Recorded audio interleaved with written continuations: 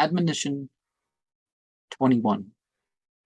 Whatever thou perceivest will become known to thee in due course of time. Make no haste in asking for it, else the awe of thy dignity will be lessened. When look-on saw that in the hands of David all iron became by miracle soft like wax, he asked not, What art thou doing? Because he knew he would learn it without asking. And such was the prophetic example, is that they would do stuff, not just tell the people stuff, but the people would witness them doing some of what they do.